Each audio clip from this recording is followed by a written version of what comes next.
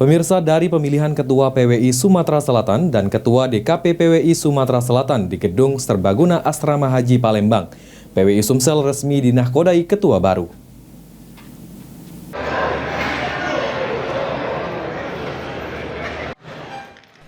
Pemilihan Ketua PWI Sumsel dan Ketua DKP PWI Sumsel berlangsung di Gedung Serbaguna Asrama Haji, Kamis 1 Februari 2024.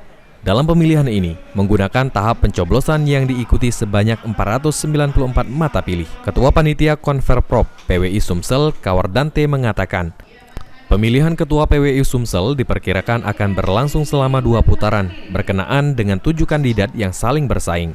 Setelah berakhirnya tahap pencoblosan, dilanjutkan pada tahap penghitungan suara.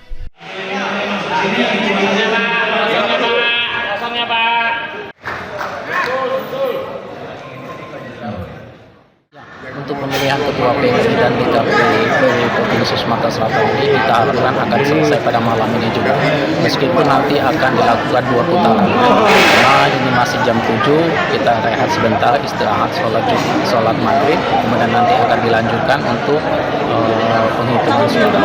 Nanti apabila tidak mencapai 50+1 kandidat itu, maka harus dilakukan 2 putaran. Kita harapkan selesai malam.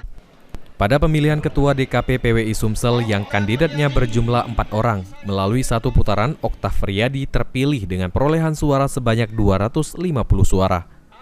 Ketua DKP PWI Sumatera Selatan periode 2024-2029, Oktaf Riyadi mengungkapkan, tugas DKP PWI diantaranya mengawasi dan menjaga kehormatan wartawan, dan untuk itu akan mengedepankan pemberian edukasi dan sosialisasi kode etik perilaku untuk seluruh wartawan, terutama bagi wartawan yang tergabung di PWI.